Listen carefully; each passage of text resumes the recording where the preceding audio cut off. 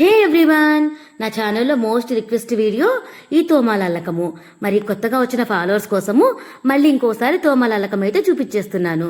ఇప్పుడు మల్లె ముగ్గలైతే తీసుకొని మిషన్ దారం తీసుకుంటున్నాను. ఆ దారాన్ని ఎడమ చేతి చూపుడు వేలుకు 10 నుంచి 15 సార్లు చుట్టుకుంటున్నాను. మనకు మాల ఎంత పొడుగు కావాలంటే అంత పొడుగు తీసుకుంటే సరిపోతుంది. ఇంకా తర్వాత బొట్న వేలు మధ్య వేలుతో ఆ దారాన్ని గట్టిగా హోల్డ్ చేసుకొని మనకు పైనకు పువ్వు కిందకు పువ్వు పెట్టుకొని ఫస్ట్ ఒక ముడి అయితే వేసుకోవాలి. ఈ ముడి వేసుకుంటే మనకు ఆ పువ్వు అనేది కింద మొత్తంకి మాల మొత్తానికి బేస్ లాగా ఉంటుంది. తర్వాత ఒక పువ్వు తీసుకొని కిందున్న పువ్వుకు క్రాస్గా పెట్టుకోవాలి. ఇప్పుడు కిందున్న దారాన్ని పువ్వు మీదుగా అనేసి ఒక చుట్టు చుట్టేసి కిందున్న కాడ నుంచి కిందికి అనాలి. మళ్ళీ చూపిస్తున్నాను. కిందున్న దారాన్ని పువ్వు మీదుగా అనేసి ఒక చుట్టు చుట్టి పువ్వు కాడ కింద నుంచి కిందికి అనాలన్నమాట. మళ్ళీ చూపిస్తున్నాను చూడండి. ఫస్ట్ అయితే కిందున్న పువ్వు మీదుగా పైన ఒక పువ్వు పెట్టుకోవాలి క్రాస్గా. కిందున్న దారాన్ని పువ్వు మీదుగా అని వేలు చుట్టూ ఒక చుట్టు చుట్టి కింద కాడ ఉంది కదా, ఆ కాడ కింది నుంచి కిందికి అనాలన్నమాట.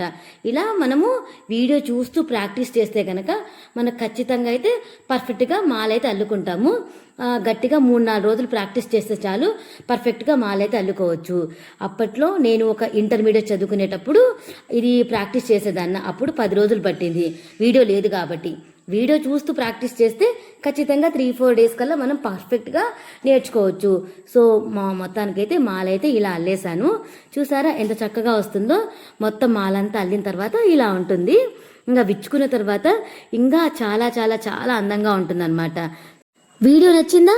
నచ్చితే లైక్ చేయండి, షేర్ చేయండి, సేవ్ చేసి పెట్టుకోండి. Thank you.